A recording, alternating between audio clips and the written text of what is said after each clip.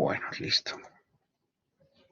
Entonces, estamos diciendo que esas pirámides de necesidades teníamos entonces, la necesidad era la carencia de algo. Entonces teníamos una pirámide de necesidades en la cual, permítame 2 segundos.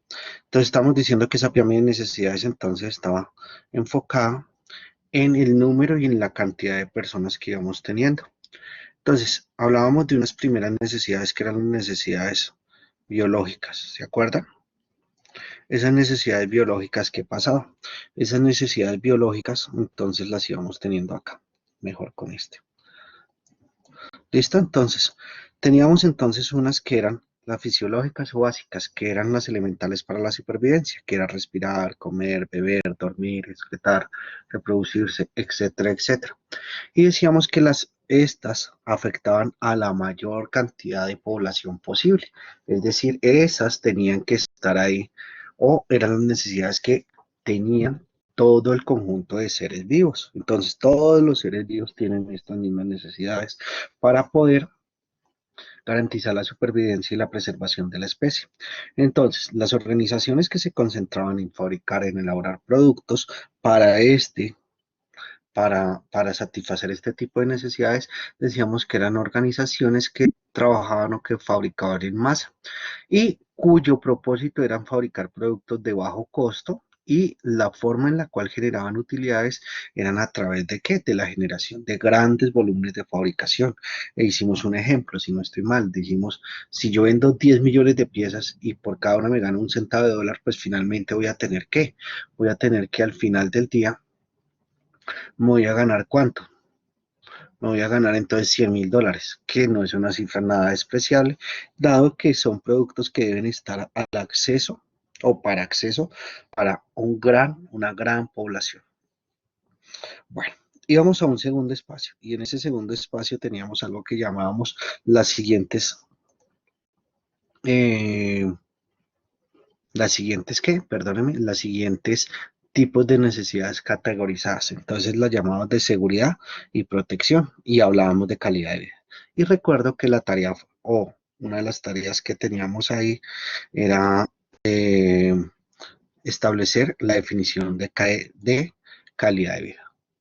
¿Qué encontraron que era la calidad de vida, chicos?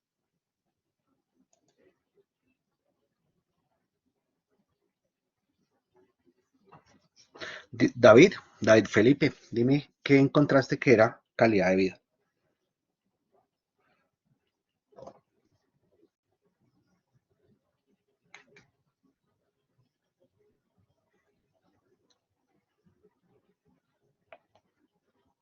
Que no sea de la RAE, ¿no? No me interesa la definición de la RAE. Dime, Juan Diego. Pues la calidad de vida, aquí tengo un concepto que dice que representa un término multidimensional de las políticas Sí. sociales, que significa tener buenas condiciones de vida objetivas y un alto grado de bienestar subjetivo. Y también incluye la satisfacción colectiva de necesidades a través de políticas sociales, en adición a la satisfacción individual de necesidades. Ok, de acuerdo. ¿De dónde sacaste esa? Eh, es que la tenía en el GOR, creo que fue, ya le digo,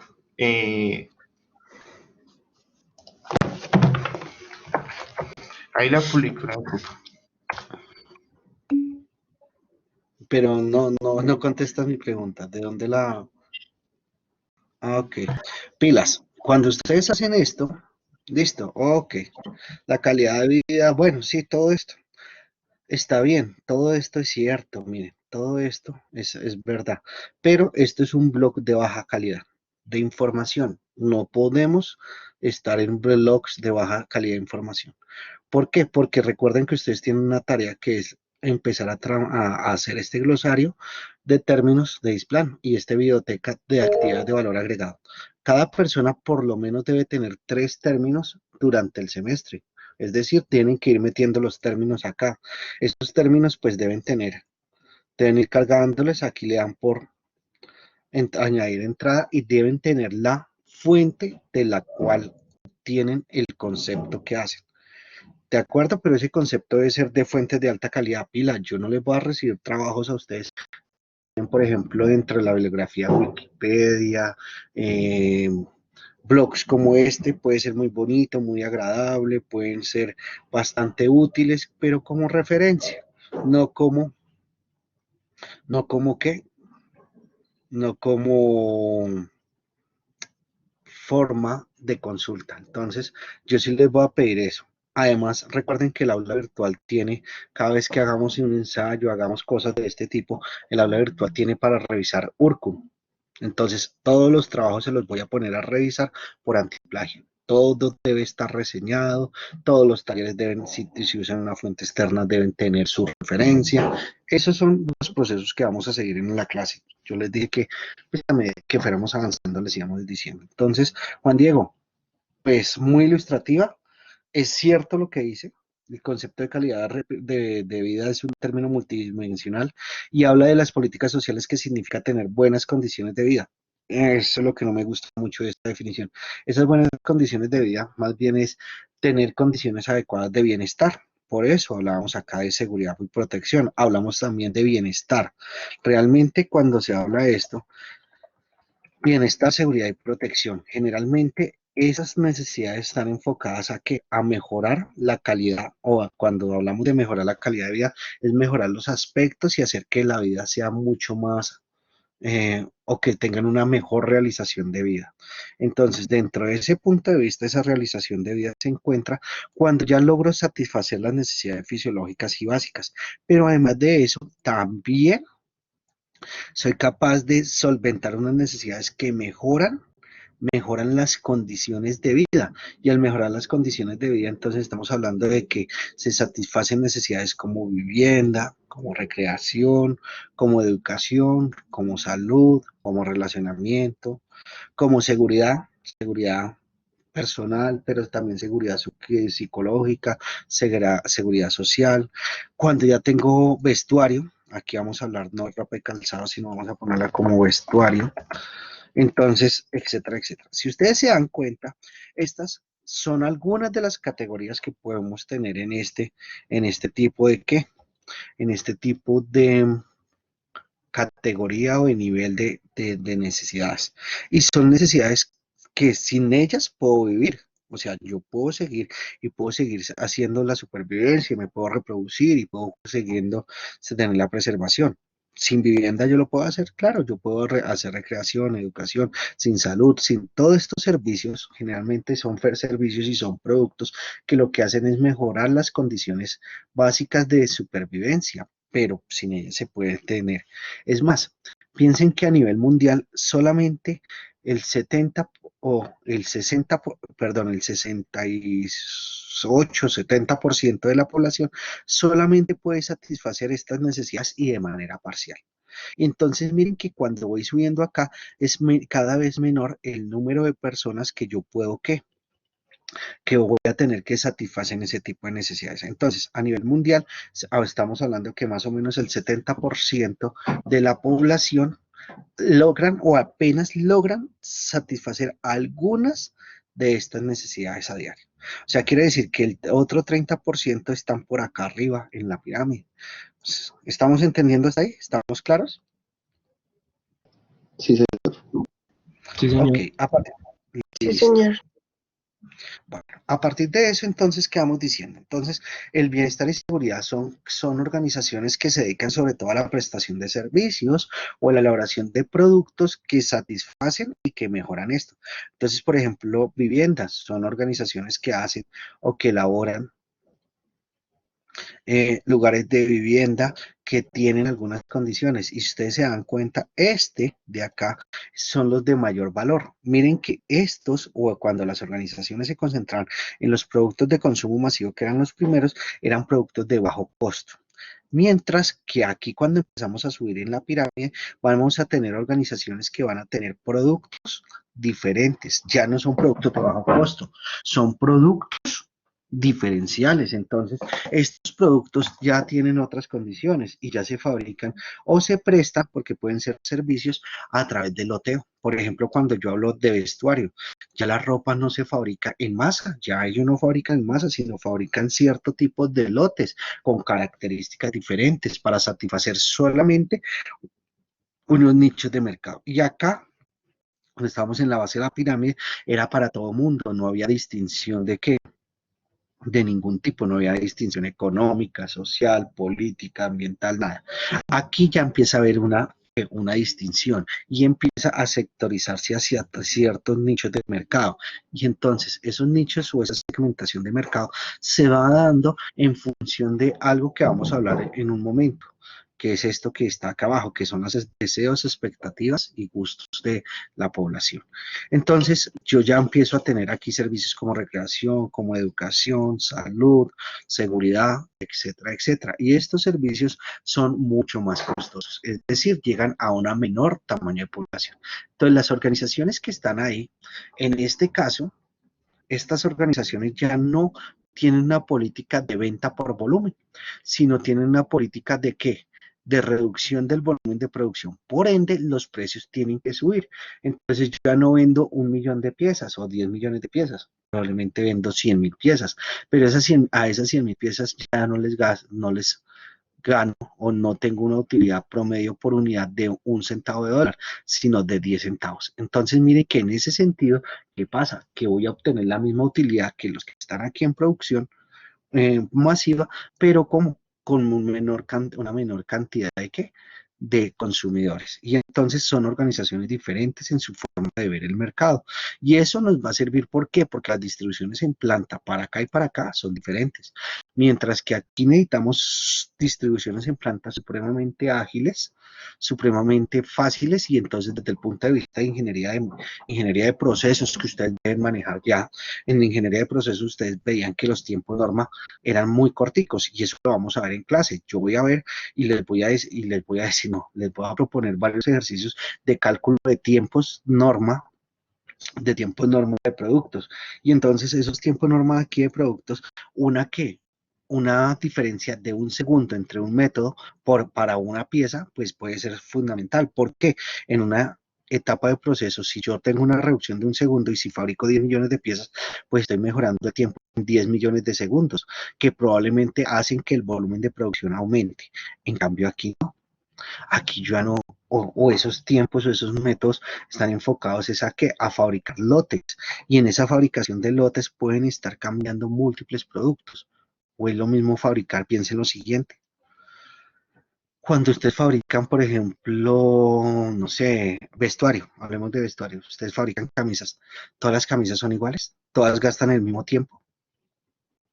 Esa es una pregunta que ustedes tendrán que resolver a medida que avance el curso, pero generalmente no. Pueden ser la misma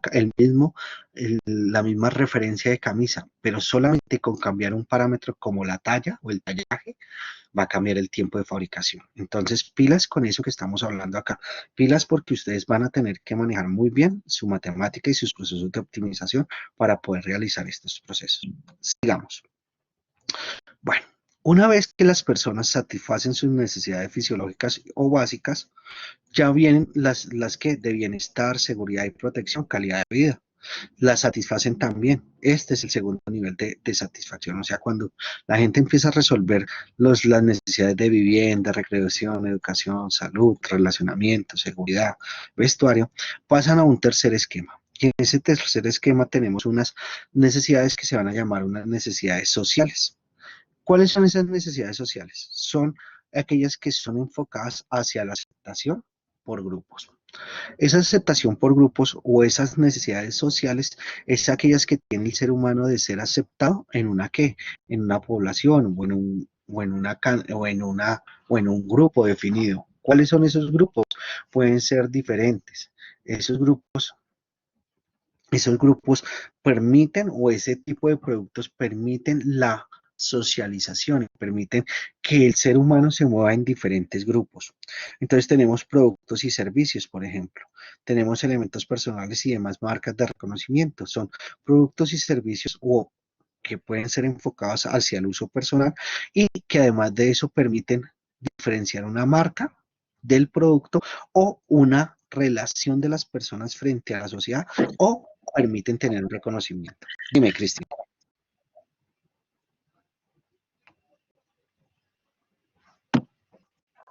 Cristian, ¿va a preguntar algo, por favor? No, no, señor. Ok, entonces a partir de eso, miren que ustedes tienen acá, entonces productos como cuáles, por ejemplo, productos, son estos mismos de acá, pueden ser de acá o de acá. Productos de consumo masivo, productos que van hacia el bienestar, pero son productos que ya tienen otra connotación, ya no los usa todo el mundo, ya sus precios no son para que todo el mundo acceda a ellos, sino empieza a haber una sectorización mucho más fuerte. Empieza a haber nichos de mercado mucho más fuertes, porque están enfocados hacia cierto tipo de población que tienen un gusto relevante o una preferencia, llamémoslo así, una preferencia relevante. Eso se da entonces en este caso se va a dar, por ejemplo, cuando yo tengo productos como por ejemplo, eh, la ropa deportiva.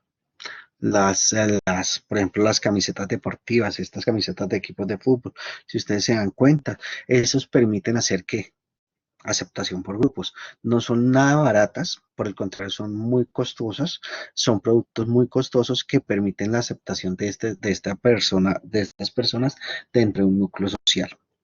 Por ejemplo, automóviles, por ejemplo, ropa deportiva, ropa de marca, por ejemplo, bueno, todo no va a ser productos de alto costo, por ejemplo, pueden ser productos enfocados hacia cierto tipo de tendencias, por ejemplo, como culturas urbanas, por ejemplo, en todo lo que tiene que ver la ropa, los vestuarios que están asociados hacia ese tipo de culturas urbanas, por ejemplo, hacia cierto tipo de credos, por ejemplo, cuando se usan escapularios, camándulas, todo esto que son enfocadas a cierto tipo de personas.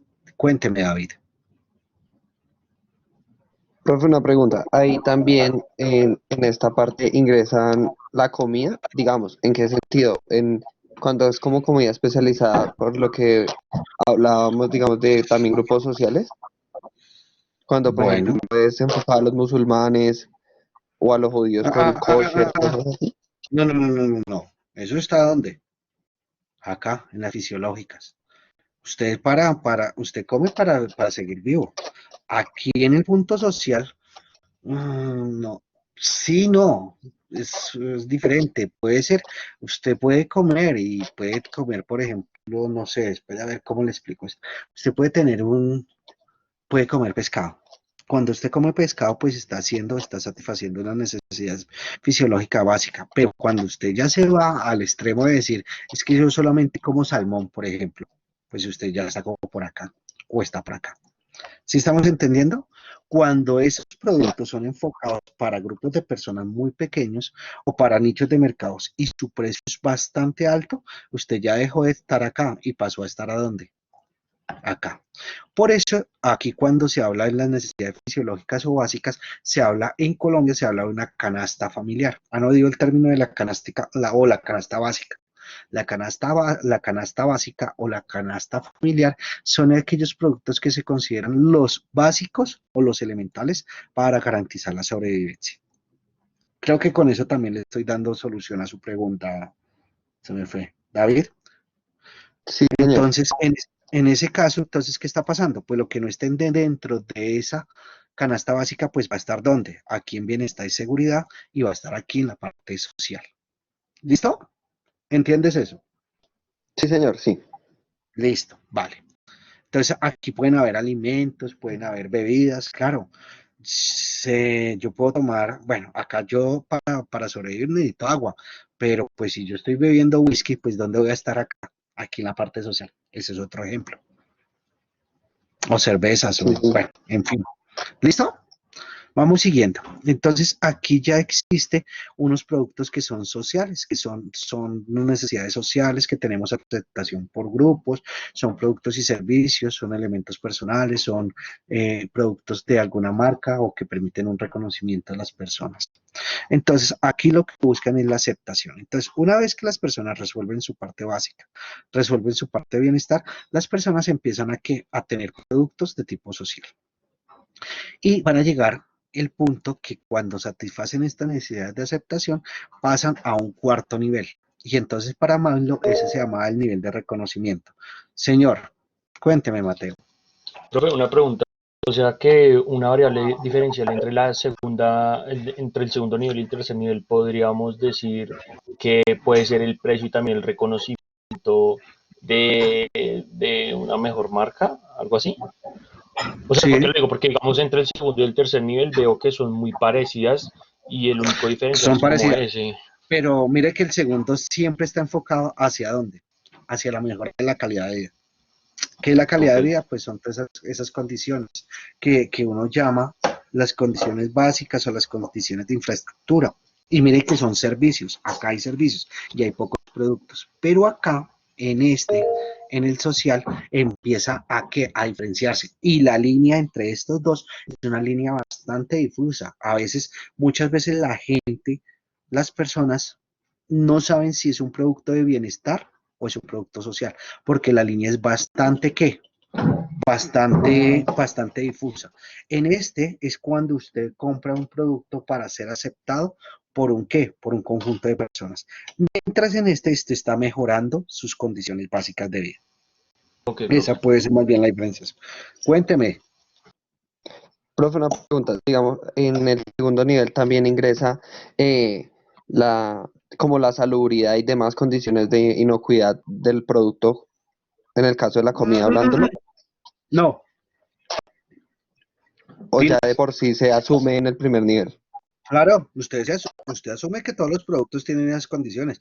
Pilas que yo no estoy hablando de los productos, yo estoy hablando de las necesidades de las personas.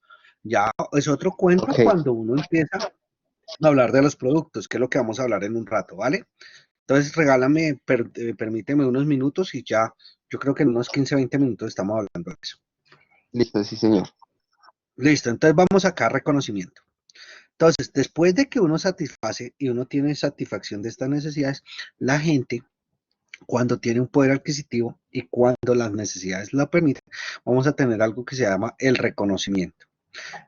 Cuando yo tengo reconocimiento o productos de reconocimiento, generalmente son necesidades más bien que tienen que ver con el estatus o el posicionamiento. Miren que aquí buscaba yo ser aceptado por una comunidad. En este ya busco una diferenciación. En este reconocimiento, entonces yo busco resaltar o ser reconocido dentro de una población. Y entonces esa población tiene que ver con algo que llamamos el estatus o el posicionamiento de la persona.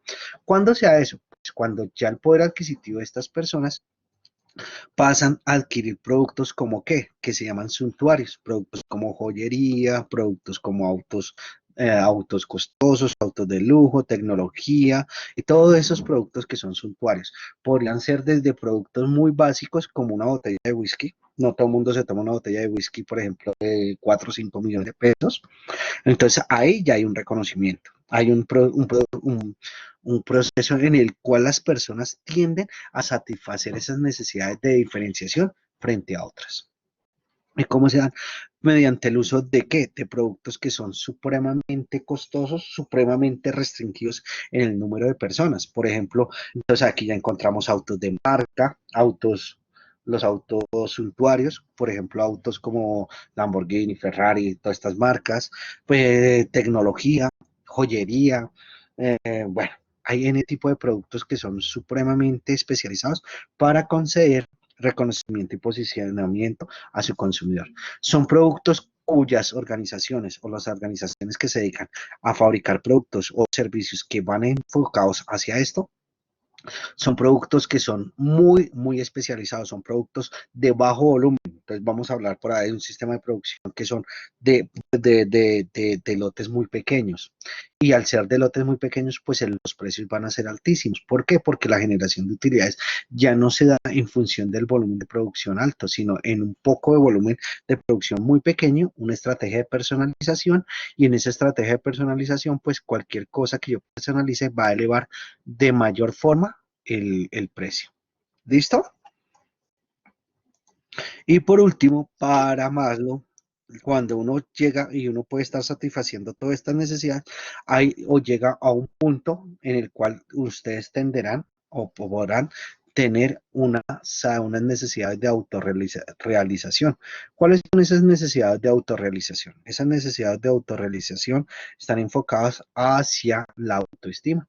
Esas son las últimas que uno procuraría satisfacer. Y están enfocadas a productos y servicios que generalmente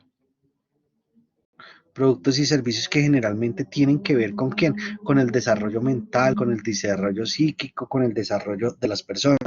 Ahí ustedes van a encontrar productos muy, muy elaborados, productos muy corta vida, superfluos, pero también productos que son muy personalizados y muy enfocados a cierto tipo de personas. Entonces son lo que llamaríamos super suntuarios, o sea, son productos que para la mayoría de gente o para la gente que está por acá, pues son productos que nada que ver, o sea, son productos que no tienen razón de ser. Pero para las personas que tienen un poder de adquisición, pues tienen todo que ver. A partir de esto, entonces, de esta escala, miren que yo voy a tener que organizaciones que se van a concentrar en productos que van a satisfacer diferentes tipos de necesidad del ser humano.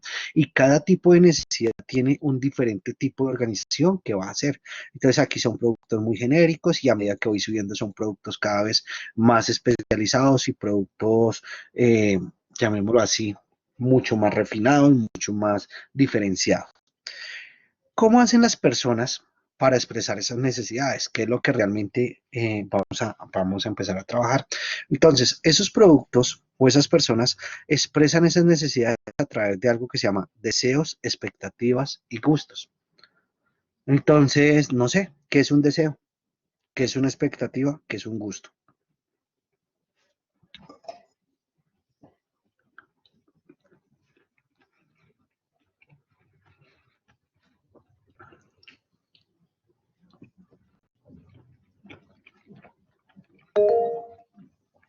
Daniela, Profe, pues yo creo que un deseo es algo que uno quiere, ¿no? Y una expectativa es lo que espera de cierta cosa. y un gusto. Y un gusto es algo agradable a la vista, o sea, que tiene como Solamente a la vista. compatibilidad o, bueno, a otros sentidos dependiendo de lo que sea. Ujú. Sí, sí, puede ser. Vas bien, pero hay que definirlo un poquito mejor, ¿vale? Pero vas bien. Cristian, Pues el deseo es como aquello que uno puede decir que quiere, pero que no necesita. Es algo que es como para satisfacción propia. ujú, El otro, ¿cuál era? Esto mismo. Deseo. la expectativa. La expectativa es algo que uno tiene como meta, algo que uno quiere tener. ¿No sería como algo así también? Que uno quiere llegar a ese punto, Mm, a ok. conseguirlo. Y el Sí, gusto es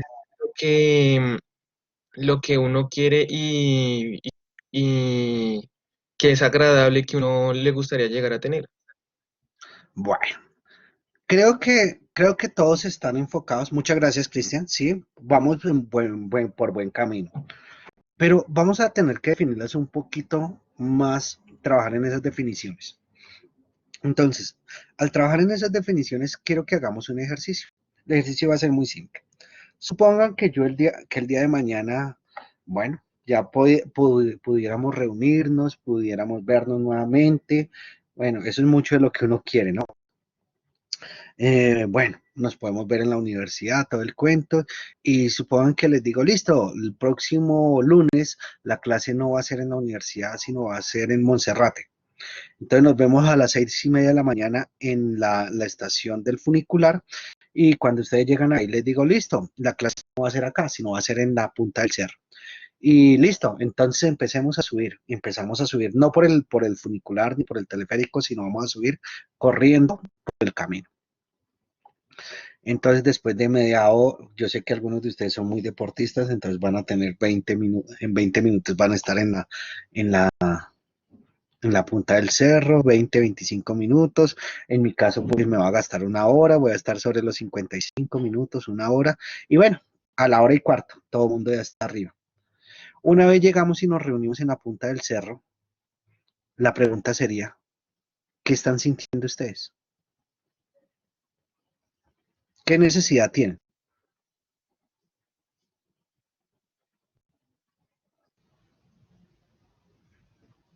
Dime, Cristian. Pues básicamente al llegar la primera necesidad sería la hidratación o la alimentación, digamos, porque hay Tal una cual. pérdida Ustedes de van a, líquido. pero la necesidad no se llama hidratación, se llama como sed, Sí, ¿cierto? señor. Hambre, sed. Entonces miren que las necesidades generalmente tienen un nombre, entonces son hambre, sed, sueño o descanso, ganas de ir al baño. En esta sería, bueno, ganas o no, sería procreación, una necesidad de procreación. Podría ser acá necesidad de una vivienda, de una educación, de una salud, etcétera, etcétera. Miren que cada una de esas tiene unas necesidades. ¿Estamos entendiendo hasta ahí? Entonces, esas necesidades que ustedes tienen acá tienen un nombre. Y muy bien, Cristian la expresó bien. Tienen sed. Listo, señores. Les digo, yo invito. ¿Qué toman? ¿Qué quieren tomar para satisfacer la sed?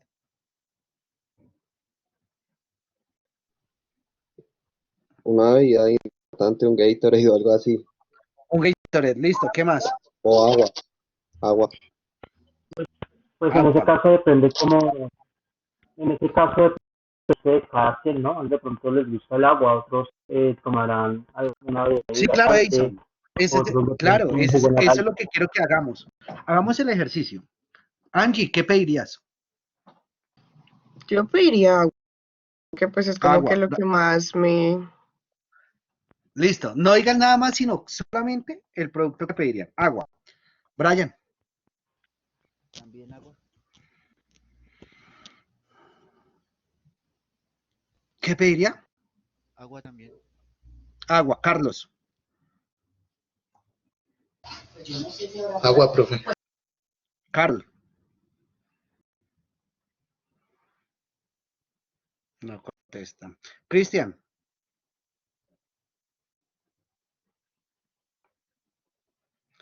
Cristian Camilo. Gatorade, profe. Gatorade. Cristian. También Gatorade. Gatorade. Daniela. Agua. Agua. David. Una polvorosa. No mentiras, Gatorade también. Que es una polvorosa. Las galletas de arena, de la... De avena. ¿Sí? Ok. Diego. Agua, ingeniero. Edison. Yo Edison tiene cara pediría de una cerveza. no, agua. Agua. John.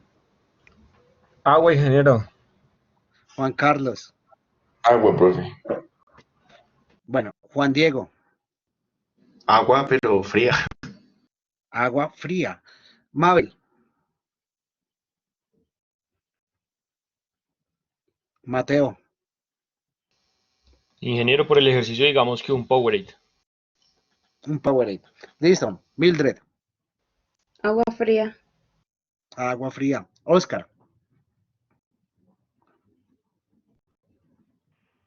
Agua, profe. Agua. Paula.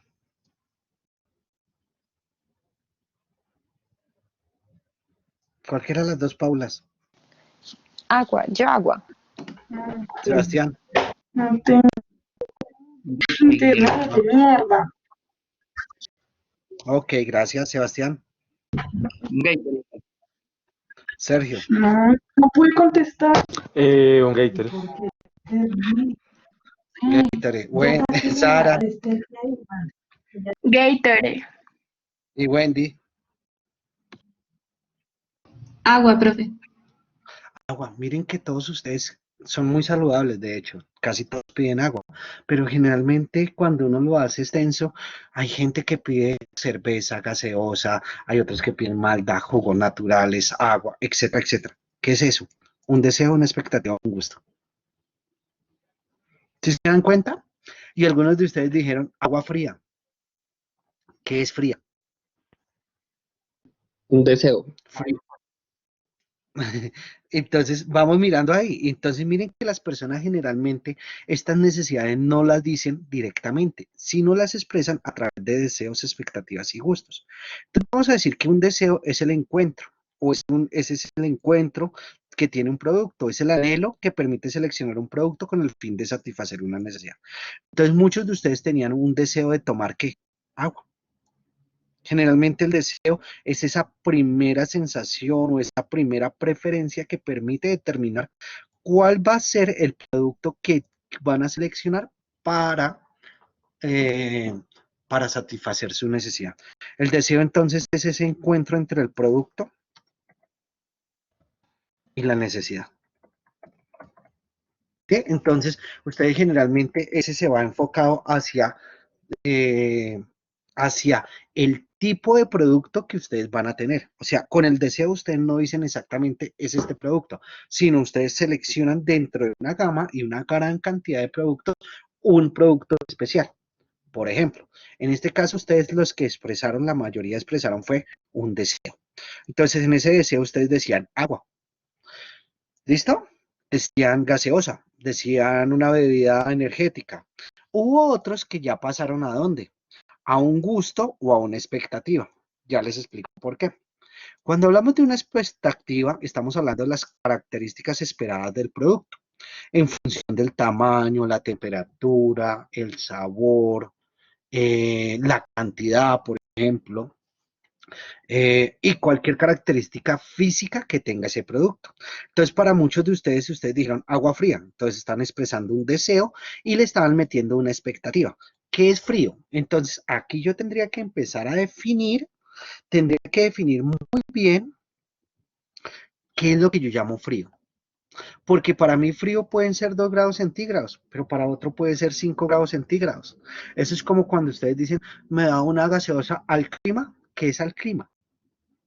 ¿A temperatura ambiente? Y la temperatura ambiente es lo mismo tener, por ejemplo, una cerveza al clima en Tunja que tenerla en Barranquilla. ¿Sí, sí No, estoy haciéndome entender? sí, sí, señor. Entonces, a partir de eso, ustedes las expectativas están enfocándolas a características muy claras de medición o de diferenciación. Estamos hablando ya de variables nominales o variables de razón. Y entonces, en este caso, ustedes saben cuál es la temperatura. Agua fría. Agua fría puede ser a 0 grados, o sea, ¿quieren hielo? O lo que quieren es a 2 grados centígrados. Frente al sabor, por ejemplo, en el caso de eso, ustedes quieren una gaseosa, ¿de qué sabor? Porque hay sabor de manzana, lima, limón, toronja, etcétera, etcétera. Una cola, no lo sé. Entonces ustedes empiezan a hacer expectativas respecto al tamaño. ¿Cómo quieren el agua? ¿La quieren en qué? En presentación, por ejemplo, aquí nos falta presentación. Podría ser en bolsa de 200 centímetros cúbicos, de 330, en botella. Entonces miren que aquí hay presentación y hay otros fenómenos que llamamos ahí. Y el gusto es la inclinación o preferencia hacia un tipo u otro, un tipo de marca u otra marca o un producto que permite la prevalencia de un producto sobre otro. O sea, el gusto lo que hace es establecer y el gusto lo que hace es ese gusto lo que hace es que seleccionen ustedes ya el producto y hacen una prevalencia. Una gaseosa, entonces podríamos empezar como una gaseosa. ¿De qué características? No, la quiero en lata, la quiero de 350 centímetros cúbicos y la quiero a 2 grados centígrados. Ahí ya expresaron sus expectativas. ¿Y cuál es el gusto? Pues ya es el que permite seleccionar el producto como tal. Y entonces en ese producto yo la quiero Coca-Cola, yo la quiero Postobón. Pero de todas las Postobón, ¿cuál quiere? No, yo quiero manzana Postobón. Entonces miren que el gusto es la inclinación o preferencia hacia un tipo de referencia, una marca o un producto que permanece o que va a prevalecer para ustedes sobre otros productos. O sea, los gustos lo que hace es establecer sus preferencias, sus prevalencias. ¿Estamos entendiendo hasta ahí? Sí, señor. Sí, señor. Sí, Pero ¿por señor. qué es tan importante esto, chicos? ¿Por qué es tan importante saber esto en un diseño de planta? Pero ¿por qué? O sea, las preguntas que uno a veces se hace es, bueno, pero luego nos vamos a trabajar es planta y por qué estamos hablando de expectativas, gustos y servicios. Gustos y de expectativas. Estamos hablando de esto porque generalmente en Colombia y en la literatura no en Colombia, en la literatura, uno establece que los diseños de planta deben ser adecuados para los productos que yo fabrico o para los productos que yo elaboro. Entonces tenemos unos requerimientos de usuario y es la forma en la cual los clientes expresan sus necesidades. Entonces, vamos a establecer unos requerimientos de usuario y vamos a empezar a trabajar a partir de la primera lectura. Esa lectura que ustedes tenían, pues espero que hayan hecho por lo menos las 5, 8 primeras páginas, ya después hacen un ejemplo bastante robusto, pero necesitaba ver la parte básica y en esa parte básica y en esa parte conceptual hablan de unos requerimientos de usuario. Y los requerimientos de usuario es lo que nosotros vamos a llamar la voz del cliente. Generalmente los clientes no le van a decir a uno las necesidades que tienen en estos términos de Maslow. No, ellos no van a decir yo necesito comer y necesito que ese comer sea de ta, sino generalmente las personas o los clientes o los usuarios tienen algo que se llama la voz del usuario. Y esa voz del usuario es la forma en la que los clientes expresan sus necesidades. Entonces vamos a hacer un ejercicio muy simple. Quiero que piensen hace unos cortos años, cuando ustedes eran un poco más jóvenes de lo que son hoy en día y estaban en el colegio. ¿Listo? ¿Ya se ubicaron todos en el colegio? Listo. Sí. Ok. ¿Recuerdan cuando ustedes iban a comprar zapatos con sus padres de familia, con sus papás? ¿Iban a comprar zapatos? Zapatos para el colegio. Quiero que piensen cómo sus padres o cómo sus papás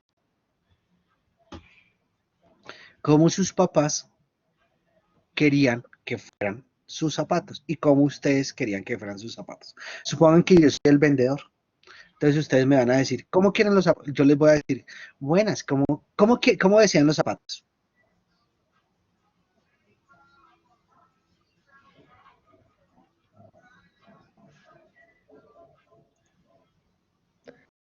Bueno, profe, yo creo que eso dependía de muchas cosas, ¿no? Sí, claro. Sí, Digamos, Paula, dime. ¿O quién está hablando? Ah, es yo, Angie. Listo, Angie, dale. digamos, un ejemplo para los tenis de la sudadera, pues eran blancos, ¿no? Pero Ok, en ese entonces como que estaba de moda, de tendencia las Converse. Entonces, digamos, en ese momento uno quisiera ese tipo de zapatos, pues. ajá. Entonces, digamos, Bueno, uno pero pediría ese tipo de zapatos, supongo yo. claro, ustedes eran los que lo iban a usar, pero ¿quién era el que los compraba? Pues los Los papás, y papás. digamos para ellos era Exactamente. cualquier tipo de zapato blanco, pues. Claro, entonces ahí viene el cuento. ¿Quién es el usuario? ¿Quién es el cliente? El cliente es el que tiene el poder adquisitivo. Y muchas gracias, Angie, por dar el ejemplo. Quien los usa no necesariamente es el cliente. El cliente es quien tiene el poder adquisitivo para pagar el producto. Entonces, por eso hago siempre este ejemplo. Y siempre los pongo a pensar, era como sus papás. ¿Recuerdan cómo eran sus papás? ¿Cómo llegaban al almacén? En ese caso, en tu caso decía blancos. ¿Cómo más los quieren? Averiguaron el precio de una vez, de qué precio tenían. No, ellos no averiguaban el precio. Ellos llegaban y decían, yo quiero unos zapaticos aquí para la niña, pero los quiero Sí, económicos, los que le duren. ¿Sí se Sí, acuerdan de esos términos? sí. sí. O sea, yo no preguntaba el precio, sino que no sean tan caros, señor. Hágame un favor, unos zapaticos aquí para la niña y que no sean tan caros, que sean económicos, que sean durables, que le duren, porque es que esta niña gasta zapatos. Ya me tocó Sí, comprarle zapatos otra vez. ujú, hacían ¿No? cosas ¿No era así, o como que yo le compré unos parecidos y no le duraron nada. Exactamente, si se dan cuenta, y ellos y el usuario siempre va a tener esa costumbre de tener o expresar la voz del usuario va a ser en esos términos. Entonces, por ejemplo, que sean durables. No, uy, no, esos zapatos no, porque eso no se ve bueno ese material. Yo busco un zapato que tenga un buen material. ¿Sí se acuerdan?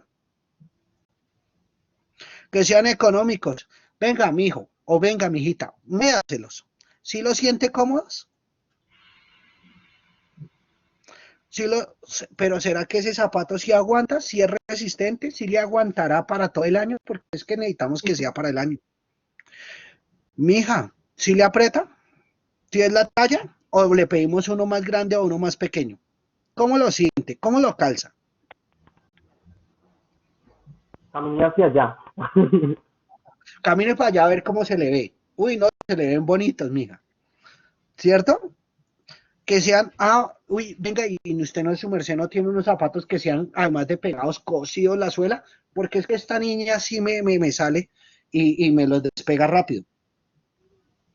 Si ustedes se dan cuenta de eso que acabamos de recordar, miren que era la voz de los clientes, era la voz de sus padres cuando querían comprarle zapatos a ustedes. Y generalmente las personas hacen eso, establecen esos requerimientos de usuario en esos términos, en términos que son de ese tipo. Entonces les voy a mostrarles ese requerimiento de usuario. En ese requerimiento de usuario generalmente hacen eso. Y entonces en QFD, que es una de las herramientas que tenemos disponibles en ingeniería para hacer el diseño y desarrollo de productos, procesos y planta, podemos hacerlo de manera simple. ¿Cómo yo hago para saber o para controlar la durabilidad, el material, lo económico, lo cómodo, lo resistente, la talla adecuada, lo cocido? Pues a través de algo que vamos a llamar las especificaciones técnicas del producto. Y las especificaciones técnicas del producto son esas características que son medibles y que yo voy a incorporar dentro de mi producto. Es decir, ¿cómo yo hago para que sea durable? ¿A través de qué? Del control del material. ¿Cómo hago para saber si es un buen material? Pues a través de las pruebas que yo le haga o de las características técnicas del material. ¿El material también tiene que ver con la economía? Claro, entre el material sea o materiales mucho más especializados van a ser más costosos, materiales genéricos o materiales de baja calidad o materiales simples van a ser mucho más económicos. ¿El material tiene que ver con la comodidad? No, no mucho. Bueno, depende. Entonces ahí yo voy teniendo en cuenta que cada uno de estos aspectos son medibles. ¿Y cómo lo mido? ¿Cómo son resistentes? Entonces, ¿resistentes son qué? Que ese material sea resistente ¿a quién? Que ese material sea resistente, por ejemplo, a la tracción, a la torsión, a la elongación, y entonces ya vamos a teniendo diferentes tipos de resistencia. Si ustedes ven una especificación técnica de producto, la especificación técnica de producto va teniendo ¿qué? Características medibles. Las especificaciones técnicas de producto siempre son medibles. Entonces, por ejemplo, ya ahí dice, este producto tiene una resistencia de tanto por tanto, consume tanto voltaje, la temperatura en la cual se puede manejar es entre 10 y 20 grados centígrados. Y si se dan cuenta, empiezan a tener especificaciones técnicas de producto. ¿Claro hasta ahí?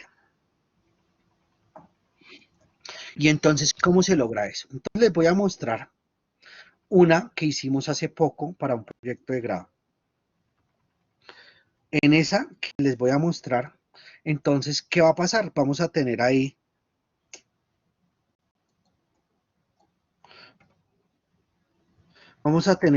un ejercicio que se hizo a través de QFD y se hizo realmente para establecer las necesidades de un sistema. Entonces vamos acá.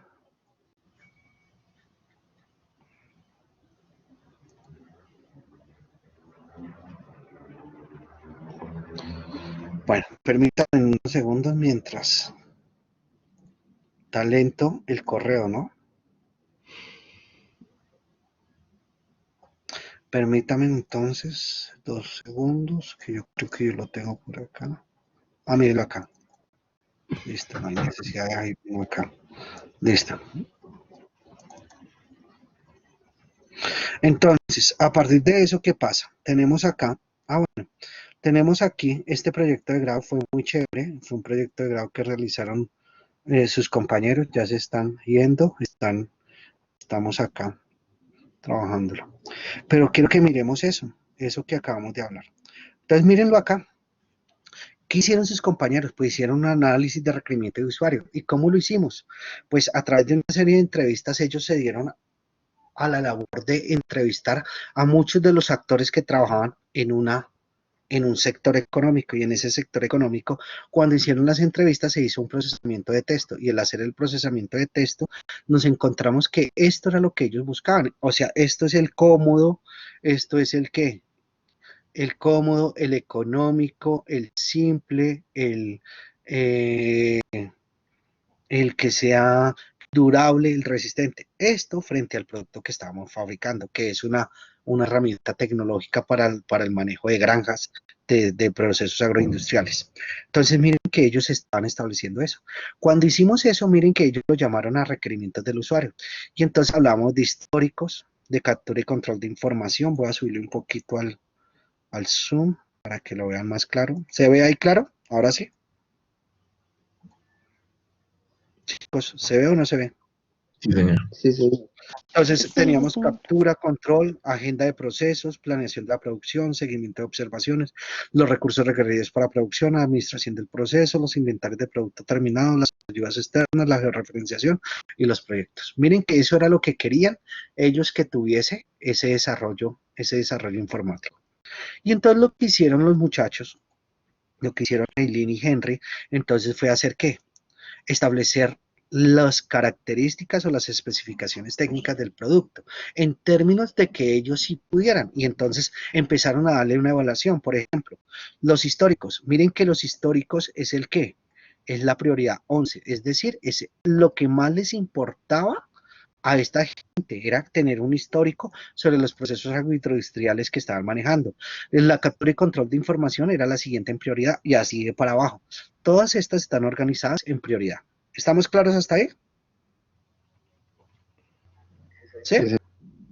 Entonces, esta priorización, ¿cómo la hallaron ellos? Ellos la hallaron con un proceso, algo muy parecido al HP, algo parecido no, hicimos la primera fase de un HP, que fue evaluar qué era más importante para ellos. Entonces, estos factores fueron evaluados a través de HP y encontramos estos valores de ¿qué? De puntuación.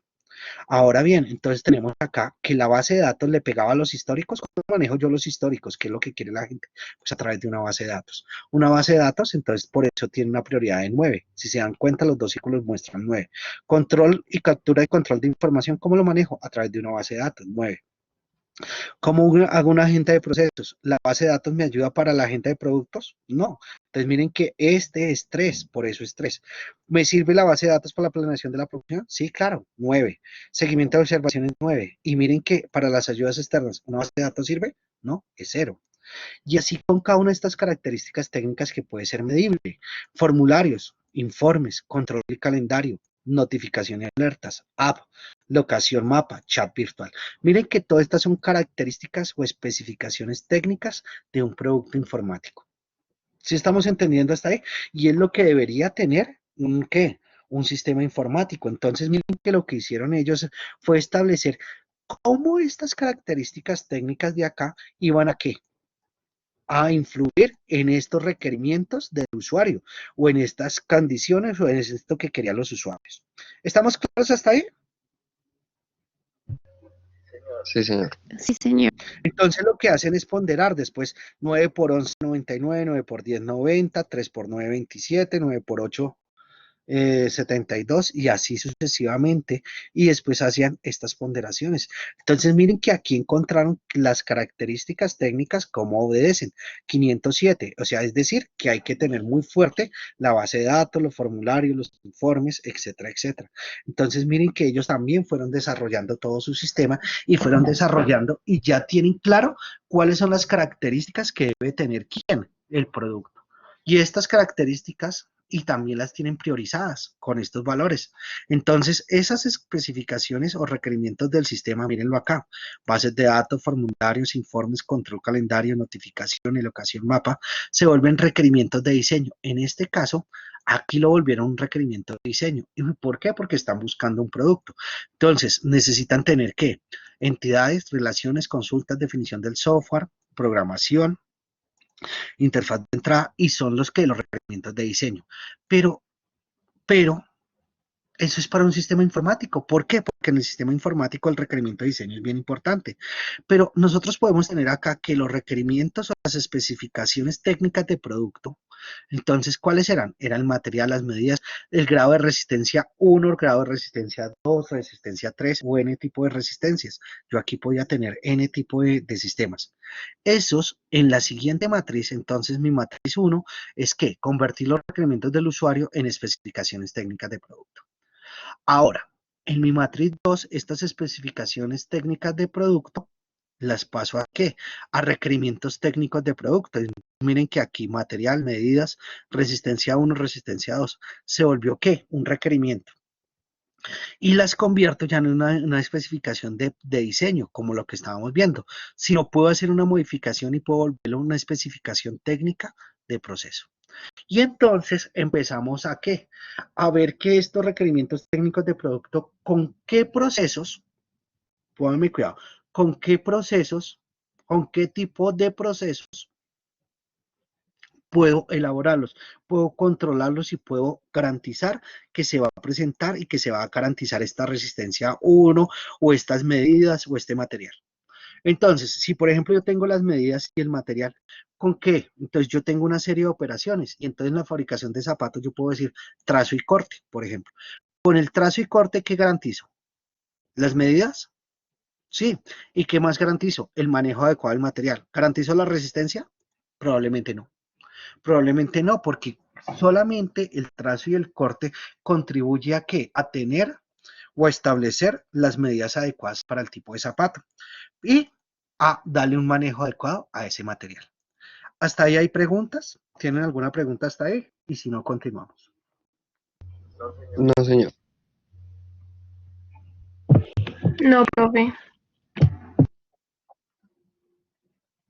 Bueno, seguimos entonces miren que hay una segunda operación que se llama el guarnecido. ¿Qué es el guarnecido en una operación de fabricación de zapatos? Es lo que ustedes llaman la costura. Es cuando yo tomo dos piezas de cuero y eso no se llama cosido acá, se llama guarnecido, la guarnecedora. Entonces lo que hacemos es ¿qué? Pegarlas o es coserlas y se van cosiendo además ¿a quién? A las partes internas, a los forros o a los protectores o a la espuma que va por dentro, etcétera, etcétera. Entonces ese guarnecido es otra. ¿Cómo garantizo? Pues con el guarnecido sí puedo garantizar que el manejo adecuado del material, sí, en cierta medida.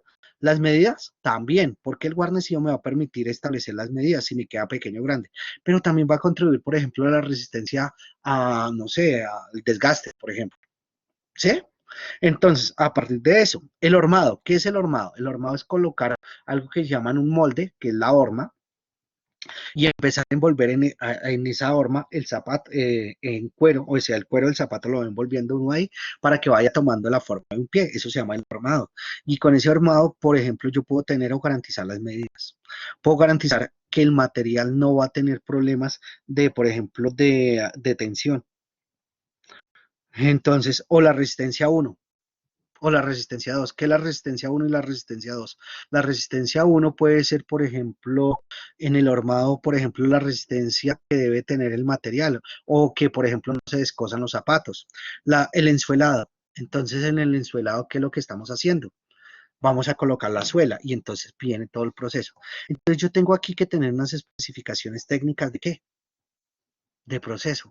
Y esas especificaciones técnicas de proceso son los procesos que yo voy a tener. Y dependiendo de quién, de los requerimientos técnicos de proceso, de estos requerimientos técnicos del producto, perdón, el proceso puede cambiar. Ejemplo de eso. Por ejemplo, cuando ustedes están elaborando zapatos. Y entonces, por ejemplo, los zapatos tienen algo que se llama el protector los protectores ¿cómo se llama? Para los cordones, cuando ustedes están, los ojales son metálicos o los ojales son plásticos. Eso generalmente pasa en calzado, por ejemplo, que es textil. Por ejemplo, como lo decía Angie, en los tenis de lona, tipo Converse o en los tipos deportivos. Si ustedes se dan cuenta, muchos de estos zapatos, los ojales no son huecos, sino son ¿qué? Son a través de herrajes. Y entonces esos herrajes hay que tenerlos ahí. Entonces hay un proceso que toca hacer que es abrir el hueco, que es una punzonadora. Pero también tiene un proceso un proceso diferente, que es ¿cuál? Colocar ese broche y ajustarlo y pegarlo de manera tal que no se despegue. ¿Estamos entendiendo eso, chicos? Sí, señor. Sí, señor. Entonces, ahí hay una operación extra, que es que el perforado y el ojalado, a poner el ojal. ¿Estamos claros hasta ahí? Cosa muy diferente que si estuviera trabajando yo zapatos en cuero. Si estoy trabajando zapatos en cuero, probablemente lo único que uno necesita es ¿qué? El hueco. Hasta luego.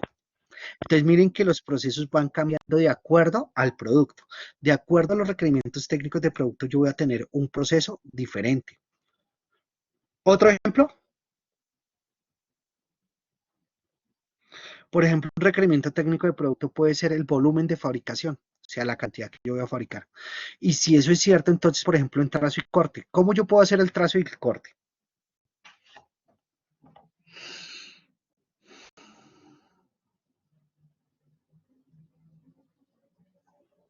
Chicos, ¿cómo hago un trazo y corte? De zapatos, de cuero, de todo eso. Pues dependiendo, pues, Profe, puede pues ser tomando manual, Eso una depende plantilla del molde, del... ¿no? Bueno, ya uno. Eso, Edison. Pues de Dale, acuerdo a Edison, y las explícale. plantillas, ¿no? De acuerdo a ¿De las acuerdo a qué? plantillas, pues de acuerdo a las plantillas o el molde que se Ah, tenga, ok. se traza como tal el cuero o el material que se Listo, vaya a elaborar y con base a eso se hace el corte. listo. David, pues también creo que parte del trazo y corte puede estar definido por el, como la maquinaria disponible, porque puede ser a mano, pero también puede ser corte a láser, ¿y de qué depende eso? del capital o de la No, capacidad instalada, no, ¿no? no, nada de eso le depende. Ah, del Entonces, segmento, pilas. del segmento No, de, ¿no?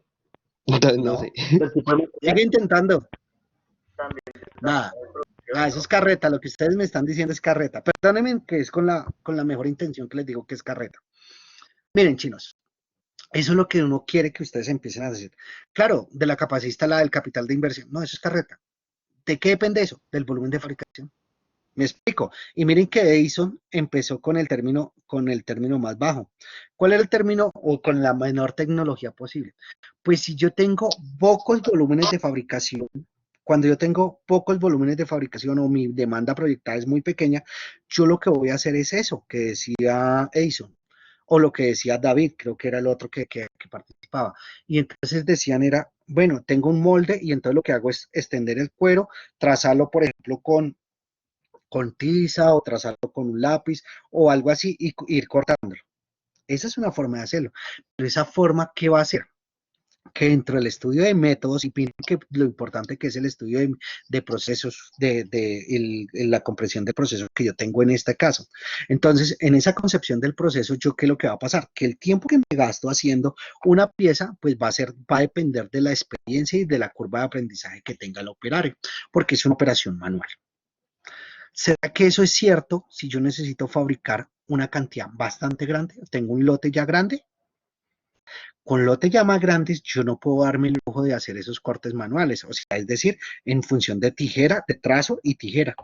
¿Por qué? Porque probablemente las cantidades de tiempo que yo voy a tener van a ser diferenciales. Y entonces, cuando yo empiezo a mirar eso, miren que ese producto que es manual puede estar por acá, es un producto que está por aquí arriba.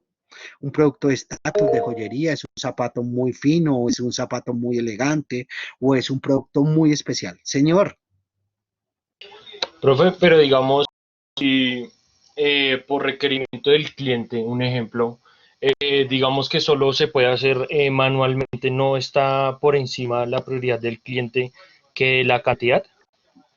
Mateo, depende. Yo estoy hablando de requerimientos de usuario. Y en esos requerimientos de usuario usted puede decir, listo, es personalizado. O como le estoy diciendo ahorita, puede ser que de alto volumen. ¿Eso quién lo está diciendo? Pues el usuario. Y de acuerdo, el usuario está diciéndome eso. En este momento, mira que voy a cambiar el chip. Y el usuario también en otra situación me puede decir, no, yo no necesito un zapato tan especializado, tan caro, tan manual, sino necesito un zapato de combate. Y esa es otra cosa. Y entonces, ahí, ¿será que yo voy a seguir teniendo la misma tecnología en la planta? Probablemente no. No, Probablemente yo no. Probablemente eso es no lo es que tú estás material. diciendo. Y probablemente ahí lo que voy a tener es que voy a poder tener 4 láminas de cuero al tiempo y lo que tengo es una troqueladora. Y en esa troqueladora, ¿qué es lo que tengo? Tengo es un troquel y lo que voy haciendo es que voy poniendo el troquel encima y activo la troqueladora y tan. Y entonces voy cortando cada vez que hago un corte, hago 4 cortes, o hago 5 cortes, o hago 10 cortes, dependiente del tipo y de la especificación técnica, pero no ya no del producto, sino de la maquinaria. del tipo de golpe que tenga la maquinaria, del tipo de molde que esté usando para la troqueladora, del tipo de funcionamiento que tengo. Y si ustedes se dan cuenta, ese es otro tipo de corte y es totalmente diferente, pero está variando no respecto estar variando respecto al volumen de fabricación. ¿Y el volumen de fabricación de dónde viene? Pues de la voz del cliente. El cliente es el que me está diciendo, no, mire, yo no necesito un zapato especializado, sino necesito un zapato para niño para ir al colegio. Entonces, pues esos son ya tienden a que hacer lotes mucho más grandes, porque la tendencia del consumidor en este caso son precios más bajos. Como necesito precios más bajos, pues yo ya no puedo tener y no me puedo dar el lujo de tener una persona que corte, porque eso es costoso en la función de tiempo. Mientras que el que corta a mano puede hacer, no sé, 30 pares en una hora, pues ya con el sistema de troquelado yo puedo hacer 120, 150 piezas. Eso disminuye el costo de operación. ¿Estamos entendiendo hasta ahí? Sí, señor. Entonces, miren que ahí es diferente. O simplemente, como las organizaciones con las cuales yo he trabajado, hay una organización que fabrica más o menos, déjenme ver, son 400, son más o menos 1.200.000 pares de zapatos al año, de una sola referencia, en diferente tallaje. Pues ellos tienen un corte láser. Realmente lo que hacen es montar 20, 30 piezas de cuero sobre el mismo, las anclan y lo que hacen es un corte láser. El problema es la programación de ese corte láser, pero eso va cortando todo el tiempo. Finalmente, ¿qué es lo que pasa? Que uno puede cortar más o menos unas 6.000, 7.000 piezas diarias de cuero para hacer este tipo de productos o este tipo de sistemas. ¿Pero de qué depende? Pues del volumen de fabricación. No depende de la capacidad disponible. La capacidad disponible es la consecuencia de que yo seleccione un tipo o otro tipo de proceso. Y miren que yo solamente estoy hablando aquí del proceso. Cuando yo hablo del proceso, pues cada proceso de estos va a tener diferentes formas de realizarse. Otro ejemplo, consideren que ustedes están fabricando tamales. ¿Listo? Y tienen una operación por acá que se llama el cocido. No el cocido con S de coser, sino el cocido con C de cocinar o de tenerlo, de tener eso en términos agradables. ¿Dónde ustedes hacen ese cocido? Por ejemplo, de tamales. Entonces va a depender de qué, del volumen de producción que ustedes quieren tener. Si ustedes van a fabricar 50 tamales diarios, pues háganlo en el fondo. ¿Qué es el fondo? Pues la olla que tiene su abuela guardada allá en la casa, que es para cuando va toda la familia. Pues en esa le sirve. Pero si usted tiene un volumen de producción de 2.000 tamales día, pues ya como que usted no va a montar 50 fondos o 100 fondos todos ahí, porque el gasto de energía va a ser altísimo. El costo por tamal va a ser muy grande. Sino ustedes lo que van a buscar es ¿qué? Establecer una máquina diferente, una caldera, por ejemplo, ay, se me va el nombre de esa máquina. Bueno, una caldera puede ser, eso se llama generalmente una caldera o una marmita, la llaman en otros lados, una caldera o una marmita. Entonces, en ese caso, ustedes tienen ahí una condicionante fuerte, si se dan cuenta. Y entonces, cada una de estas cosas, por ejemplo, en el ensuelado, ¿qué puede ser? Solamente pegar la suela. Y si la suela va cocida, entonces necesitaríamos un segundo proceso de guarnecido para pegar las suelas al cuero. Entonces, miren que dependiendo de cómo yo quiero hacer el producto, va a depender quién, el proceso de fabricación. Y no al revés. En Colombia, usualmente ustedes compran la maquinaria y después miran qué pueden fabricar con eso. Entonces, los diseños de productos están condicionados y muchas veces cuando yo tengo eso, el diseño condicionado no corresponde a la voz del cliente. ¿Estamos entendiendo hasta ahí? Sí, señor. Sí, señor. Preguntas hasta ahí. Señor. Profe, lo que yo he notado como una condición en la mayoría de empresas nuevas es que todo está definido no por las necesidades del cliente, sino por el capital con el que cuenta la persona que va a emprender. Y creo que ese es un problema, ¿no? Porque compran y después miran a ver si lo pueden acomodar ahí. Claro, ese es el problema. Realmente es que es un problema típico de la fabricación colombiana y es un residuo de pensamiento que se tiene de los años 90. Venga, le cuento. Hasta los años 90 del siglo pasado, hasta el año 91, 92, Colombia era una economía cerrada. Ese tipo de economías cerradas son las que se crearon probablemente sus papás y sus abuelos. Generalmente son sus padres y sus abuelos los que piensan así.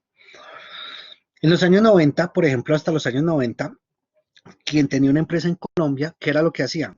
Hacían tal cual ese proceso, compraban un lote, en ese lote construían una pared, hacían una bodega, compraban unas máquinas y fabricaban. Y lo que hacían era, con esas máquinas miraban a ver qué hacían, y como era una economía cerrada que estaba en crecimiento, todo lo que usted sacaba lo vendían. ¿Por qué? Porque no había competencia. O sea, cualquier cosa que usted sacaba se vendía, y entonces era un sistema de empuje, típico de producción de empuje. Yo fabrico y fabricaba cualquier cosa, igual se vendía. A partir de los años 90, este sistema económico cambia y se da algo que se llama la apertura. La apertura económica, ¿qué es? La apertura de las fronteras para que lleguen e ingresen productos nuevos al país. Este proceso se da desde el año 90 y termina, bueno, no ha terminado aún. Se da muy fuerte entre los años 90 y el año 2010. Son casi 20 años de liberalización de esto. Entonces piensen que, por ejemplo, en los años 90, en el año 95, 94, cuando yo estaba en esos años, tener un pantalón marca Levi's, por ejemplo, eso era un lujo que no se los daban muy pocas personas. ¿Por qué? Porque eran carísimos, primero que todo. Piensen que en ese tiempo, por ejemplo, por el año 95, el salario mínimo eran 110.000 pesos, si no estoy mal. Y un pantalón de estos costaba 35.000 pesos, o sea, era un tercio del salario mínimo.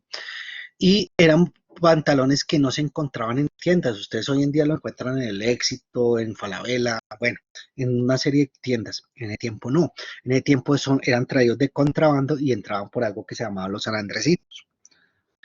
Si se dan cuenta, entonces, ¿qué pasaba? Que toda la producción o quien no tenía ese poder adquisitivo, pues se iba al mercado nacional, y en el mercado nacional, pues usted compraba lo que estuviera disponible, y era lo que fabricaban estas personas.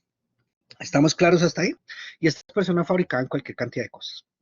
Ese rezago de mentalidad queda y todavía hoy en día se tiene. Muchas de las personas que quieren emprender no piensan en el producto, sino piensan en la infraestructura. Y entonces compran la maquinaria, compran eso, compran lo otro, y tal vez no se vuelve un problema de capital, como tú lo ves, es un problema de capricho, es un problema más de otra cosa. Yo compro esa máquina porque está barata, y eso lo vamos a ver en unas clases, que es el proceso de selección tecnológica y cómo la gente escoge tecnología. Y entonces lo que hacen es, por ejemplo, a usted, y por ejemplo, yo creo que usted es de los que piensa que usted no compra un carro nuevo, sino compra un carro de segunda porque es que sale mejor, sale más barato.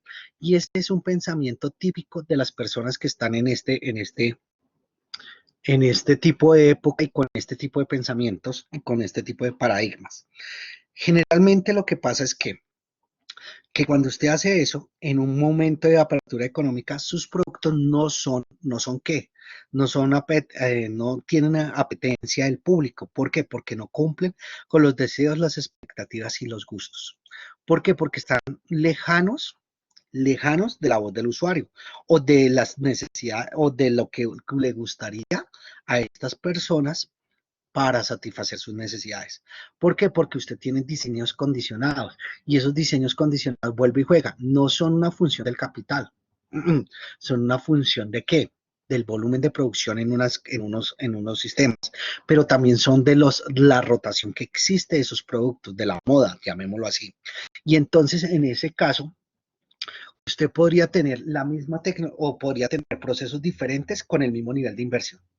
Y muchas veces usted se queda pensando es en el costo de compra de esa tecnología. Y eso lo vamos a ver bien cuando veamos el proceso de selección tecnológica. Por el momento le puedo adelantar lo siguiente. Piense que la mayoría de gente, cuando selecciona tecnología, se pone o está pensando en el costo de compra. Pero el costo de compra solamente es el 30% del costo total de la tecnología durante su ciclo de vida útil. O sea que usted está tomando decisiones sobre solamente el 30% del costo. ¿Por qué? Porque pasa con los automóviles. Cuando usted compra un auto ya usado, usted está comprando una depreciación y un fenómeno de uso que ya tuvo ese producto. Y entonces, generalmente cuando uno compra una maquinaria, un auto, lo que sea nuevo, y acorde a mis necesidades, usted está asumiendo todos los costos de mantenimiento o está definiendo más bien esos costos de mantenimiento a futuro, más los costos de mantenimiento que usted le va a hacer a esa maquinaria, no lo que ya no se le hizo o lo que ya está hecho. Eso lo vamos a ver después, pero quiero que pienses un poquito diferente, quiero que hay artículos que hablan al respecto y hablan muy bien de eso, hablan de que las funciones de selección de maquinaria y selección de tecnología no es un fenómeno de capital, sino más bien debe ser un fenómeno asociado a condiciones como volumen de producción, como tipos de productos, etcétera, etcétera. ¿Vamos bien hasta ahí? Sí, profe. Ok. Sigamos.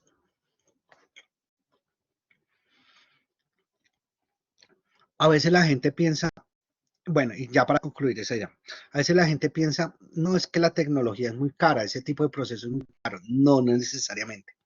Porque usted necesita expresar es que el capital va en función de la capacidad que usted requiere. Entonces, no es de la capacidad disponible. Pilas, ustedes deben tener en cuenta que hay dos conceptos. Uno que es capacidad requerida y capacidad disponible. Si usted piensa en la capacidad disponible para capital de inversión, se jode, y perdónenme en esa expresión, porque pues usted quisiera tener la mejor, usted quisiera tener la super tecnología para crecer en el tiempo. Eso no es cierto. Lo que vamos a hacer nosotros aquí es tomarla desde la capacidad requerida. Usted necesita es comprar la capacidad adecuada para el tipo de producción que usted tiene. Ese es el último concepto y el último criterio que uno trabaja acá en este caso. Dime. Profe, yo tengo una pregunta. Digamos, Ujú. cuando se habla, digamos, de tendencia, escuchando la voz del cliente, si yo en este momento quiero suplir una necesidad, ¿sí? Y yo Ujú. trabajo en pro de eso y adquiero los equipos necesarios y demás.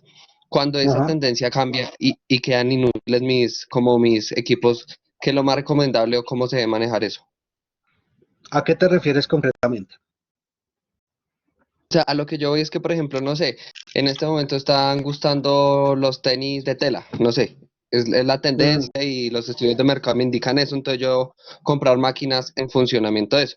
Pero de aquí Ujú. a 5 años, no sé, cambia la tendencia a otro tipo de zapato y ya mi maquinaria no puede cumplir eso. Entonces, cuando uno escucha la voz del cliente, ¿cómo maneja como esa volatilidad o los cambios? ¿Cuál es tu volumen de producción?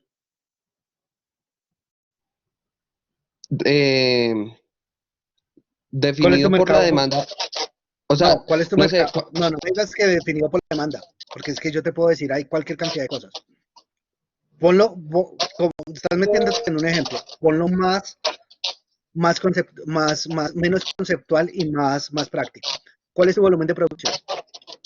10.000 pares, digamos, a semana.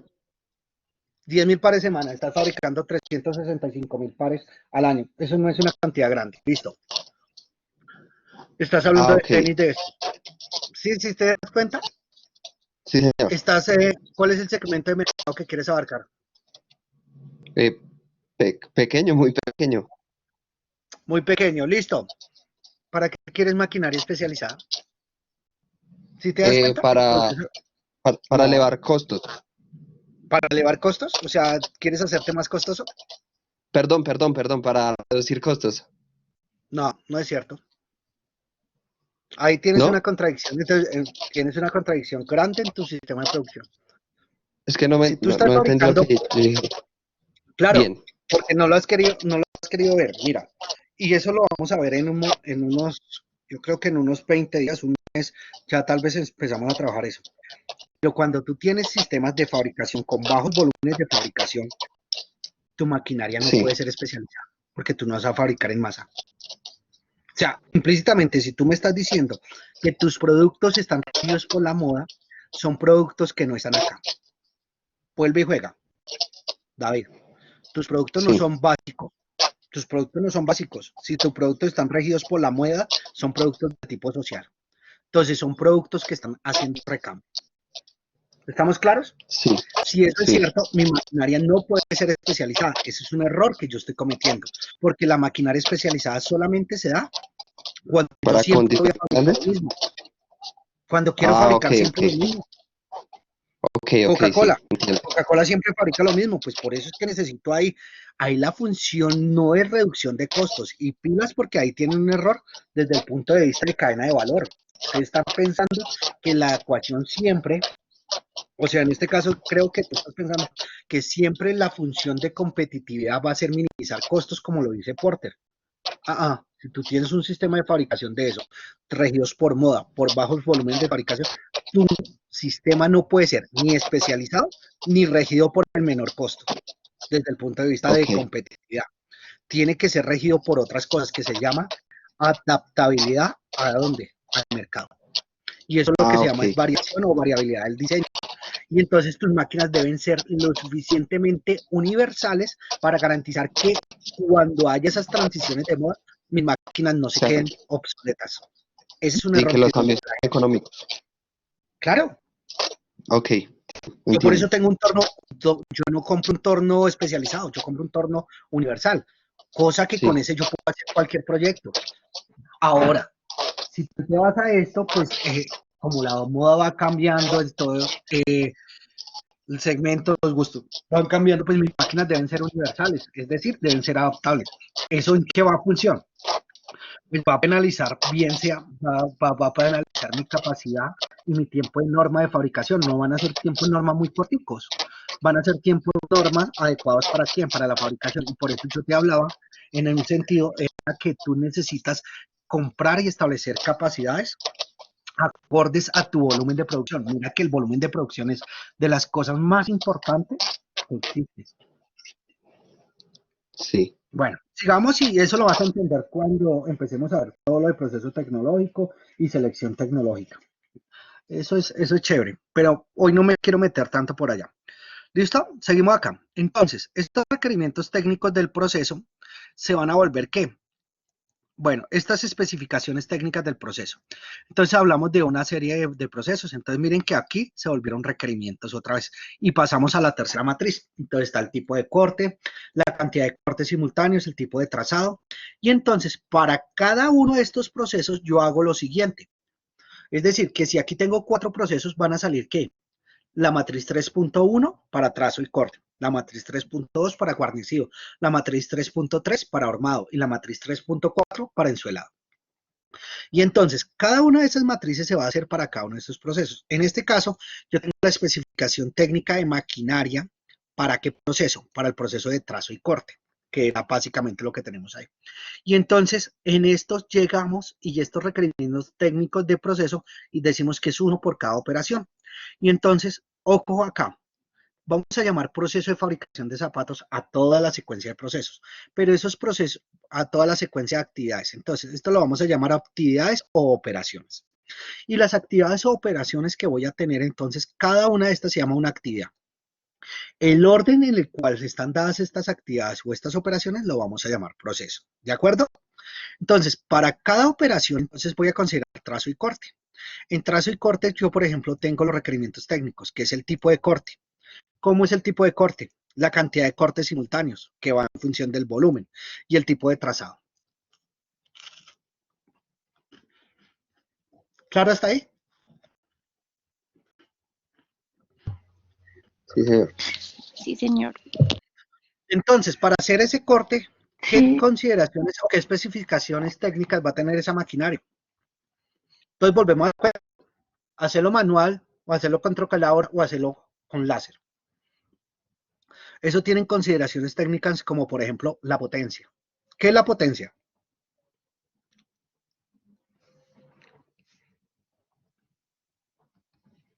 Chicos, ¿ustedes vieron física? Mm, ¿qué, ¿Cómo que Bueno, tan pónganle cuidado. fuerte es? No, no. Póngale cuidado, si ustedes no tienen claro el concepto de potencia, en esta clase les va a dar duro, porque la potencia desde el punto de vista físico es lo que uno analiza siempre acá.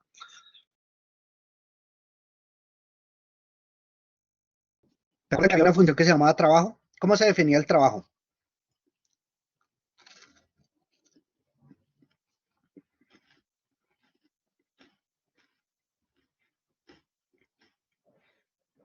Chicos, ¿cómo se define el trabajo físicamente? Fuerza por ¿Por qué? Distancia, creo. Por distancia, sí. Bueno, ese creo me sonó muy feo. Fuerza por distancia, de acuerdo. ¿Y entonces qué es potencia? La cantidad de trabajo que produce. Ya busqué La y cantidad de es, trabajo por unidad de área que se trabaja. La sí, señor. potencia es eso. Entonces, yo necesito alta potencia, baja potencia, pues depende de qué. ¿De qué depende? Pues del tipo de corte Justo. que yo voy a hacer, de la cantidad de cortes simultáneos, del tipo de trazado, ¿sí? Entonces, ahí hay varios elementos. Y esos varios elementos ustedes van a tenerlos. Entonces, esa potencia, trabajo en el corte, por ejemplo, potencia entonces es que el trabajo ejercido por unidad de área. El trabajo en el corte, ¿necesito qué? Múltiple trabajo, necesito fuerza por distancia, necesito desplazar las herramientas de corte en largas distancias. ¿Cuál es la programación que tengo?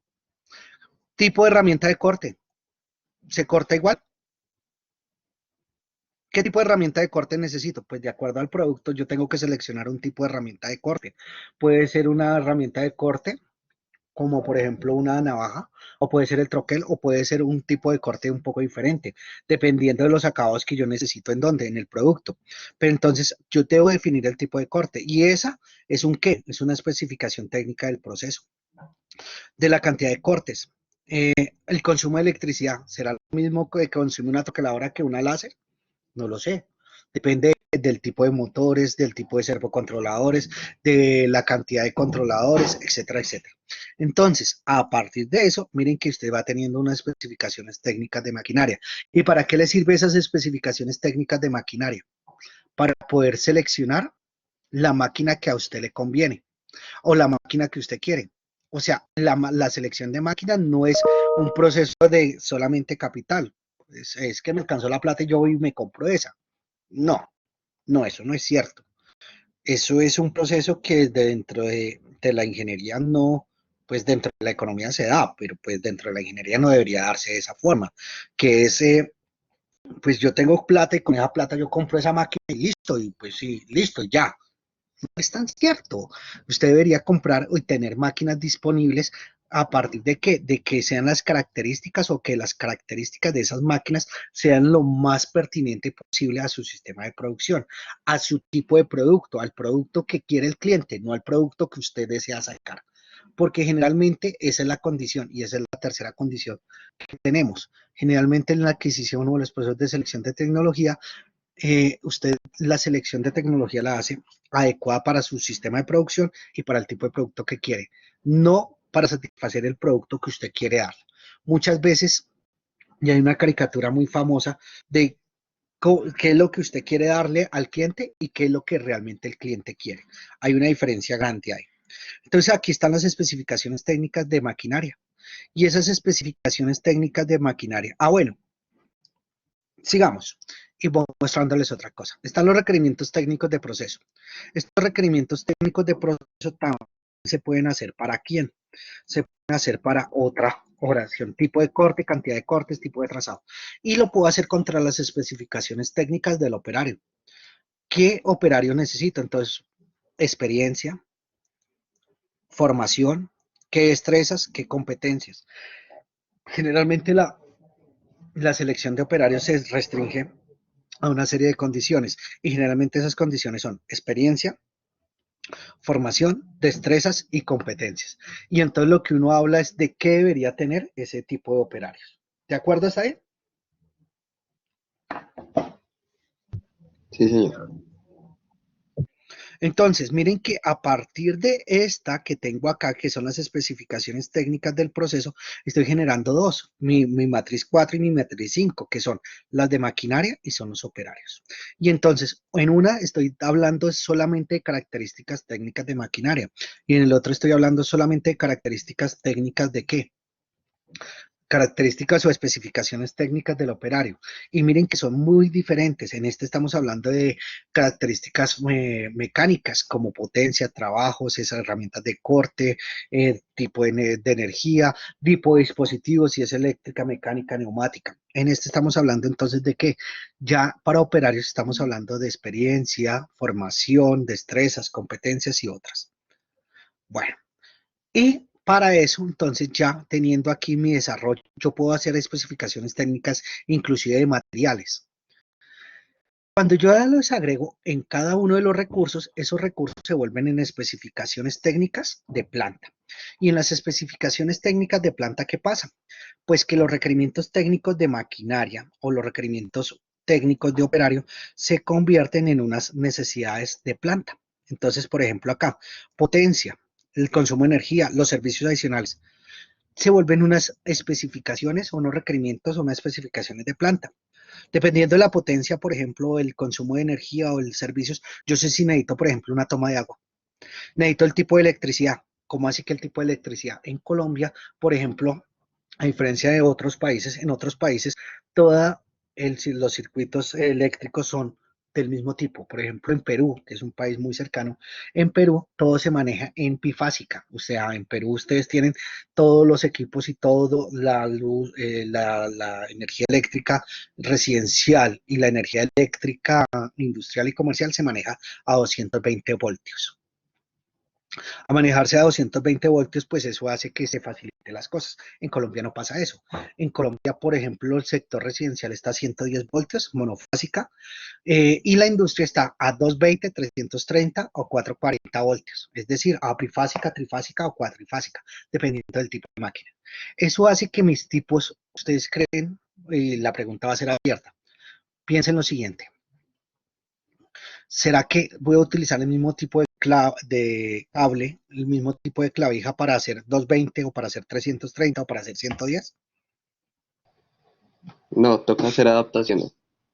Claro, y entonces ese es el problema en Y Colombia. eso eleva el Todos costo. Claro, realmente sí, no, no eleva costo, eleva ¿qué? Los requerimientos de la planta. Y entonces ahí tenemos bastantes problemas.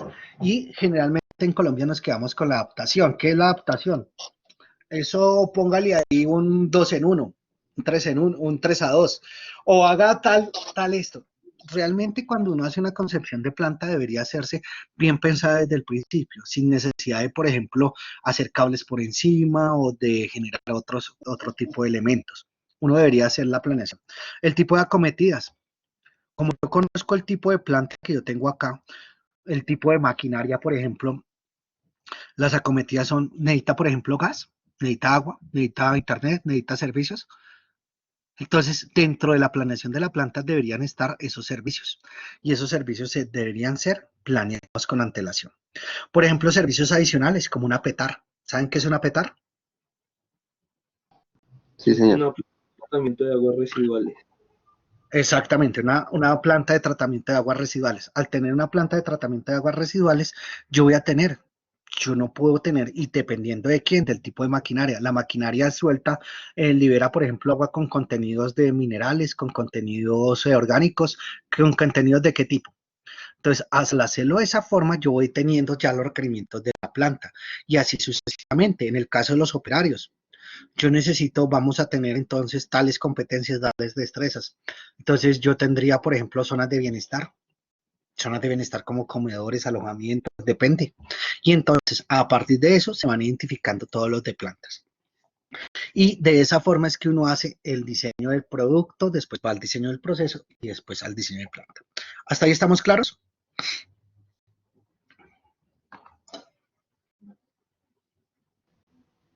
Sí, señor. Chicos, Sí, señor. bueno. Después de esto, entonces, ¿qué va? Van los principios de la distribución en planta. Entonces, terminamos ahí diseño de producto, proceso y planta. Y lo que quería mostrarles en esta primera sesión era, ¿cuál? Era darle como un enfoque básico de lo que debería o cómo uno debería montar su planta, a partir del diseño del producto, después al diseño del proceso y después al diseño de la planta, y no al revés. Ese es el deber ser de las cosas. Pero para poder llevar y para poder hacer esa planta posible, yo tengo que considerar, y para hacer estas especificaciones técnicas de planta, yo debería considerar unos principios. Y vamos a ver los 6 principios de la distribución en planta, y ya con eso terminamos el día de hoy. Entonces, ¿eso dónde está? Entonces, nos vamos a irnos a su aula, y en el aula, en la semana 2, está la lectura. Está aquí, principios, objetivos y metodología de ISPLAN. Entonces le vamos a dar clic ahí Y vamos a abrir la primera que dice, esta que dice principios y objetivos de la distribución en planta. Entonces, como sé que no la han leído, no la han visto probablemente, voy a abrirla y vamos a empezar a hablar de cada uno de estos principios. ¿Listo? Entonces, el primer principio es el principio de la integración de conjunto. ¿Qué es lo que hace estos principios? Estos principios son, como su nombre lo dice, son los elementos o son elementos básicos que rigen el proceso de distribución en planta. Nunca se me pueden olvidar. Y como no se me pueden olvidar, entonces siempre tengo que tenerlos en cuenta cuando estoy realizando un proceso de distribución en planta. El primero de ellos se llama el principio de integración de conjunto. ¿Qué es? Ese principio de integración en conjunto llega y dice que la mejor distribución en planta es aquella que integra todos los factores que se tienen en cuenta en un sistema de producción o en un sistema de servicio para que sean o para que se ejecuten de manera armónica y para que puedan establecer una relación que lleve a la productividad del sistema. En otras palabras, esa integración de conjunto habla que yo debo tener en cuenta que una distribución en planta es la integración en un espacio físico de los 8 factores que llama Mutter. Esta lectura es de Mutter. Y entonces esos 8 factores son hombre, maquinaria, material, energía, edificios, cambio, espera y movimiento. Esos 8 factores son los que ellos llaman, o los que Mutter llaman los factores que confluyen dentro de una planta. Y esos 8 factores deben ¿qué? Deben armonizarse, deben unirse de manera armónica para que se obtengan productos y servicios con las mejores condiciones posibles para el cliente, dependiendo de la estrategia de competitividad que tiene la organización. ¿Qué quiere decir eso? Cuando ustedes leen la cadena de valor o cuando leen todo lo que es lo de Porter, hay organizaciones que compiten al menor costo posible. Y para generar pues la rentabilidad o generar el beneficio social o bueno, generar lo que tengan que generar. Hay otras que compiten con diversificación de productos, o sea, no les interesa el costo, no les interesa minimizar los costos, les interesa diversificar los productos y ser competitivo a través de una estrategia de diversificación de productos. A otros les interesa más bien es la concentración en nichos de mercado.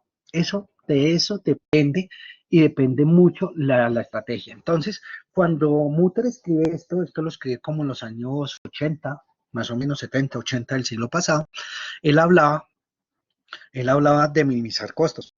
Hoy en día todo esto se ha reevaluado y se ha puesto en función de ¿qué? De los objetivos de la organización, de competitividad de la organización.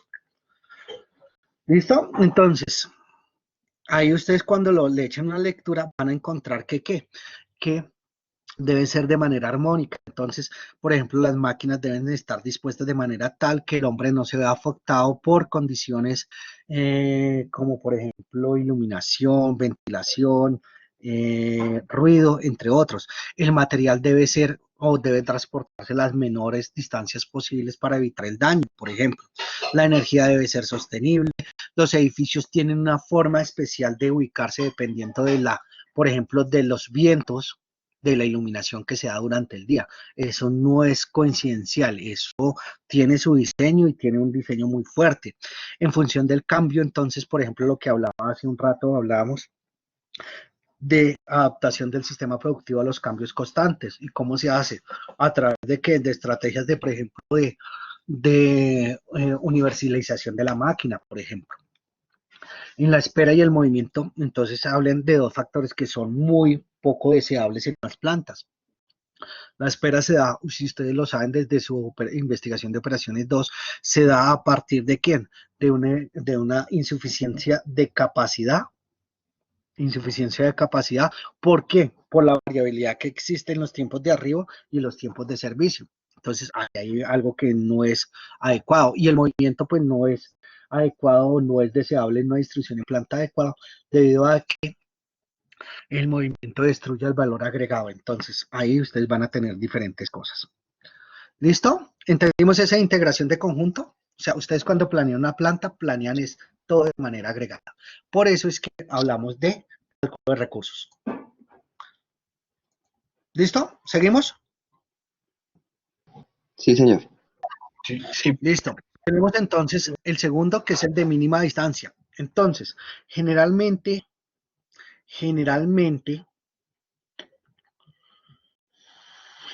¿qué pasa? Generalmente las distribuciones en planta tenemos que el principio va a ser ubicar la mínima distancia recorrida. Ese es uno de los propósitos fuertes que uno tiene en distribución en planta. Entonces, las distribuciones en planta generalmente se evalúan en función del trabajo y de la potencia. Entonces, cuando hablamos del trabajo y de la potencia, es la fuerza por la distancia. Entonces, la mejor distribución es aquella que permite que el material recorra la menor distancia posible. Eso es lo que dice, o lo que uno siempre tiene en cuenta. Esto generalmente era el enfoque que tomaban en los años 50 y 60 del siglo pasado las personas que les gustaba o que son seguidores de, por ejemplo, de Ford. Entonces, para Ford, la mejor forma de hacer eso era a través de una distribución en planta en línea. Pilas, el sistema en línea no es un sistema de producción, es un sistema de distribución en planta. Y ese sistema de distribución en planta en línea, ¿qué era lo que hacía? Pues hacía que los productos se pasaran poco recorrido y si lo hicieran bajo una secuencia.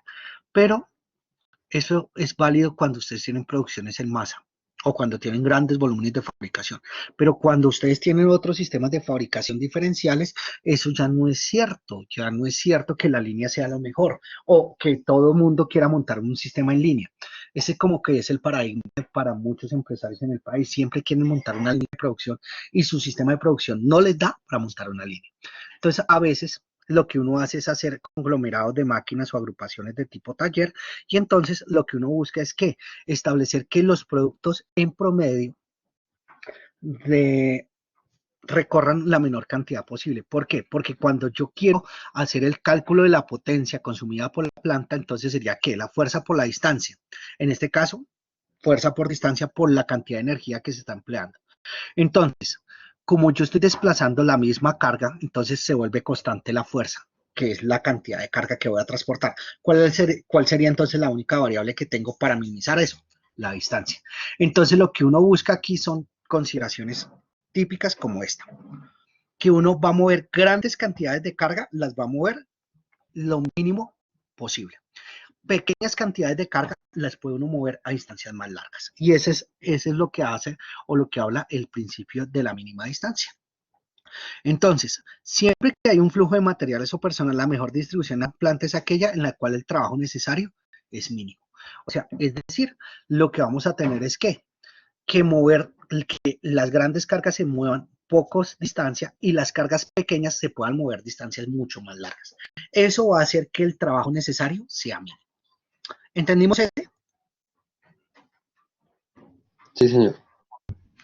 Tercero, el flujo de material o circulación. Entonces, también vamos a hablar que la mejor distribución en planta es aquella en la cual los procesos se ubican de manera tal que la transformación se realiza lo más pronto posible y con el menor transporte y espera posible. Ese ya lo había hablado hace un momentico. Pero entonces, el flujo de material o circulación.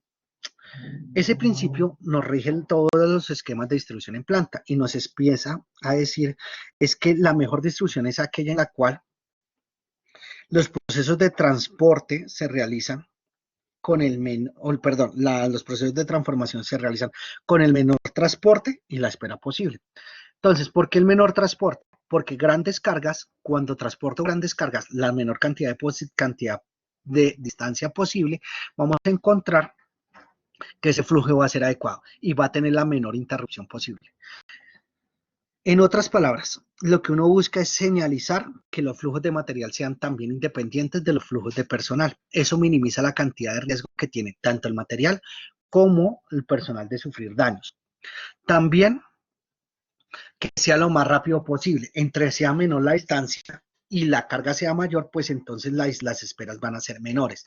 Y entonces lo que vamos a poder tener es que flujos más eficientes.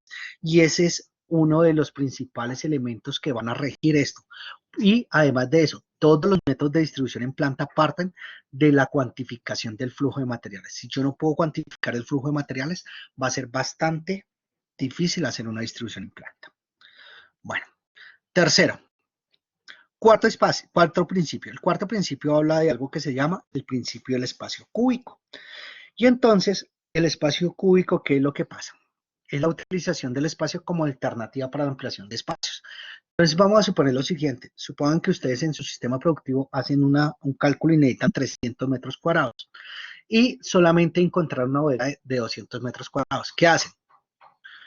Generalmente las personas, cuando no analizan muy bien el problema, lo que dicen es, comprémosle al vecino. Comprarle al vecino tiene un problema, que es muy costoso. O comprar o expandirme a otras áreas, a un área cercana, todo eso es muy costoso. O empezar a arrendar otro lugar. Esto sigue siendo muy costoso. Generalmente lo que uno hace o con estas distribuciones en planta, cuando hay o cuando se requiere una ampliación del espacio, lo que uno hace es jugar con una tercera dimensión. Entonces, generalmente no, lo que se hace no es subir los sistemas productivos. Los sistemas productivos siempre van a estar en el primer piso. Lo que hace uno es empezar a subir esos servicios auxiliares. ¿A dónde? A un espacio, a una tercera dimensión. Ya no es trabajar en X y Y, sino trabajar en qué, hacia un tercer piso. Y generalmente ustedes van a ver las plantas, que en las plantas de fabricación, lo que son oficinas, servicios de bienestar, baños, servicios sanitarios, bueno, entre otras cosas, almacenes, se van a un segundo piso o un tercer piso, que se llaman un mezanine, o hacia arriba. Y eso es mucho más económico desde el punto de vista de permanencia en el tiempo. Usted no siempre va a tener, y miren en esta contingencia, si ustedes tendrían en arriendo algo en otro lado, probablemente les tocó cancelar esos arriendos y les tocó traer todo para su misma planta. Entonces, ¿por qué no pensar en tener una inversión en infraestructura permanente, en este caso un permanente o no, puede ser de los dos tipos, en el espacio, en este espacio, en esta tercera dimensión, y empezar a subir? Algunas plantas muy organizadas, ustedes se dan cuenta, las oficinas están en un segundo piso, entonces eso es lo que uno hace generalmente. Quinto, el principio de la satisfacción y la seguridad, y creo que hasta ahí llegamos el día de hoy. Principio de satisfacción de seguridad: la distribución más efectiva es aquella que haga el trabajo más satisfactorio y seguro para los productores o para los empleados. Y vamos a dejarlo hasta ahí el día de hoy. Bueno, preguntas hasta ahí, de esos principios.